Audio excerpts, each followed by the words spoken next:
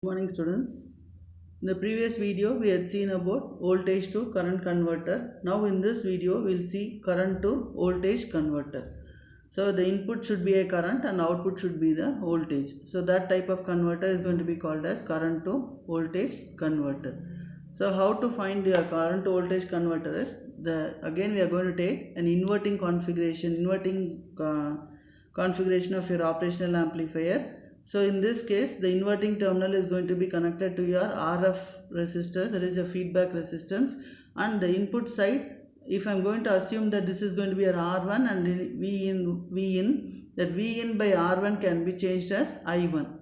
So that I1 is going to be the current source that I am going to feed as the input to your inverting amplifier configuration, and non-inverting terminal I am going to ground it.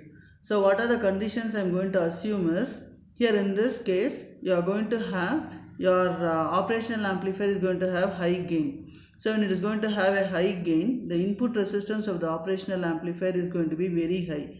When the input resistance is going to be very high, the differential voltage should also be 0 for your operational amplifier. When the input resistance is very high, your bias currents IB1 and IB2 should be 0. So that is negligible.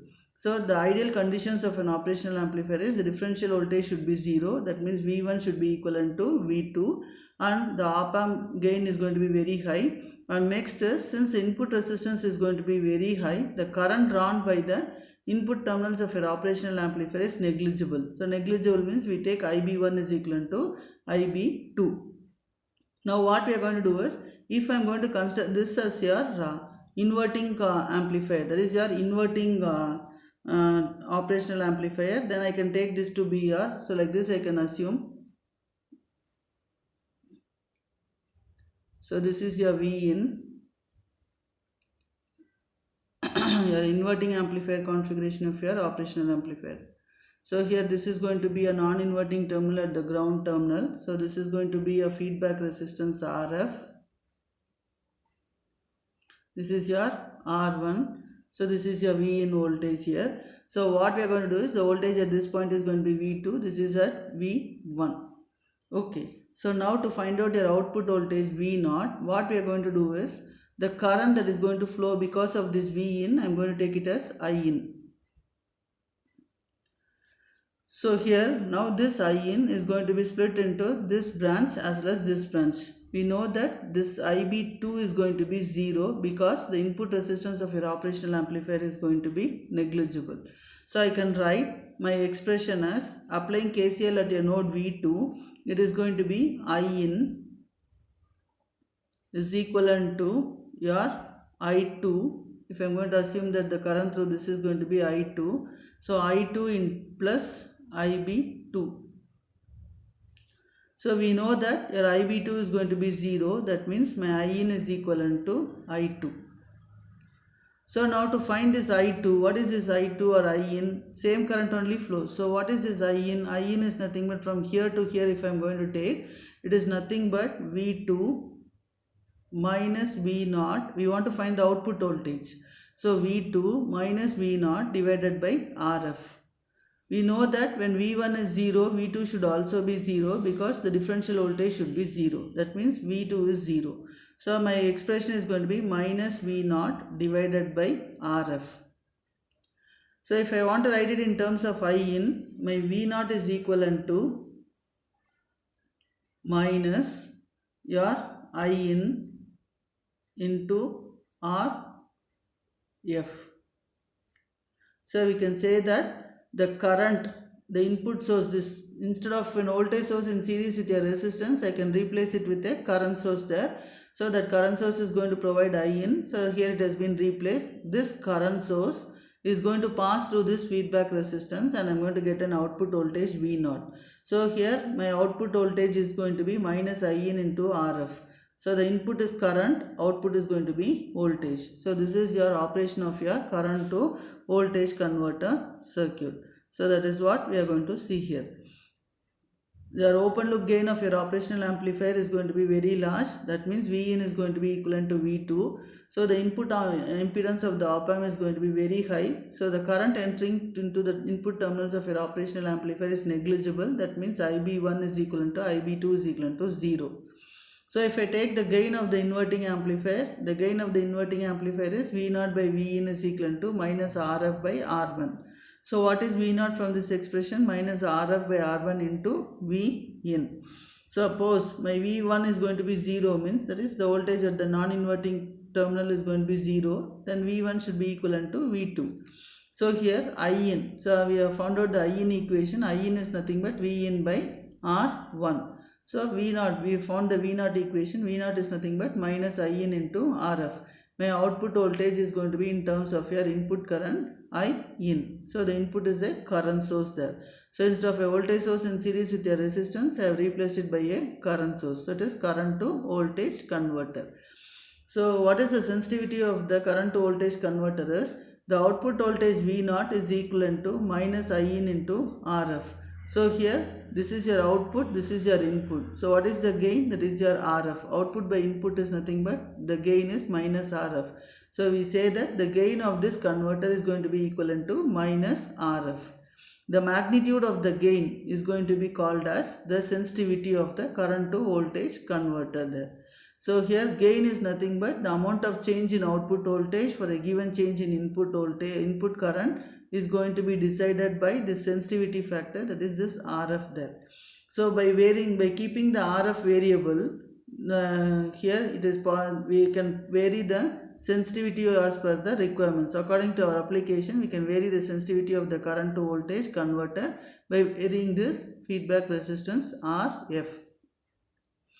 So the applications of a current to voltage converter are, I can use it in your digital to analog converter, and we can use it for sensing the current through your photodetector. Or instead of using a photodetector, I can use a photocell, photodiode, or a photovoltaic cell. So what is meant by a photoconductive devices is, a photoconductive devices is going to produce a current which is going to be directly proportional to the incident light that is going to be energy that is going to be incident on the device there. So that means that these devices can detect the light and it can generate a current proportional to the intensity of the light.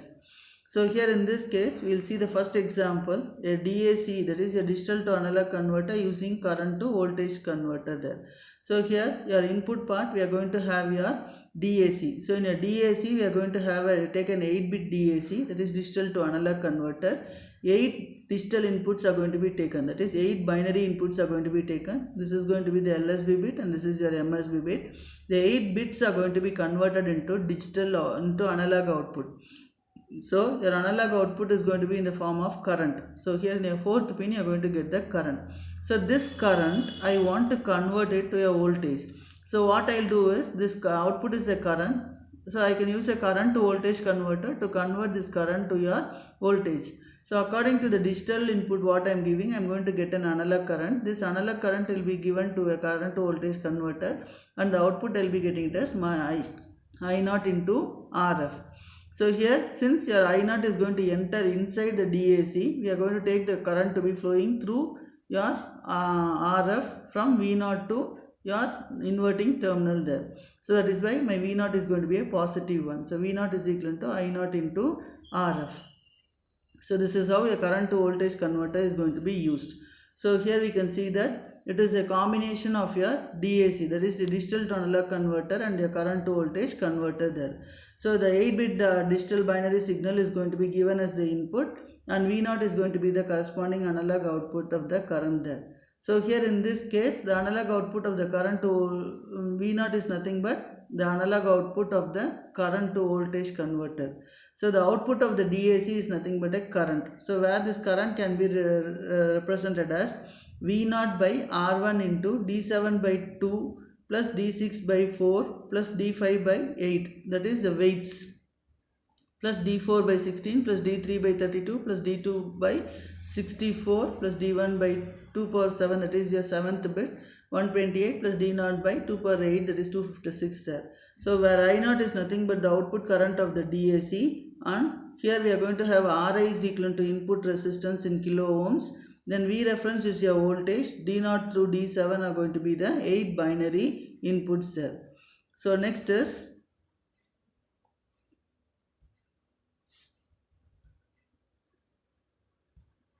so this means that when the inputs are going to be 0, then all inputs are 0, my I0 is going to be 0. When all the inputs are going to be 1, my I0 is going to be maximum there. So we can say that this I0 can be converted into a desired output voltage range by selecting a proper value of your RF. So we can write V0 is equal to I0 into RF. So here in this case, in parallel to this resistance RF, we are going to connect a capacitance there. So why we are going to connect a capacitance C is to minimize the overshoot.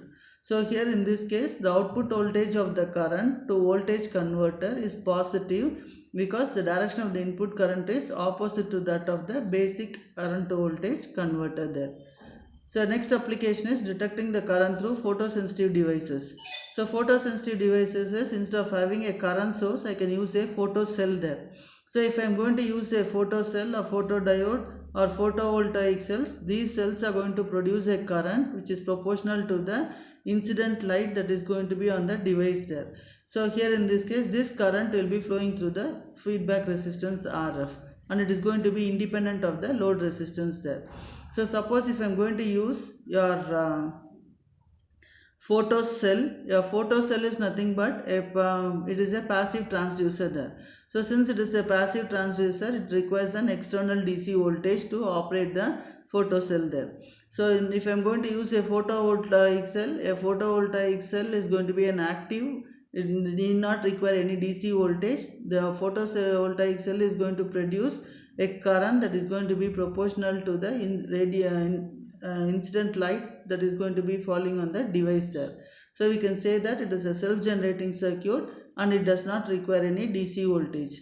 So where we are going to use this photovoltaic cells is used. It is going to be used in space applications and in your watches. Thank you.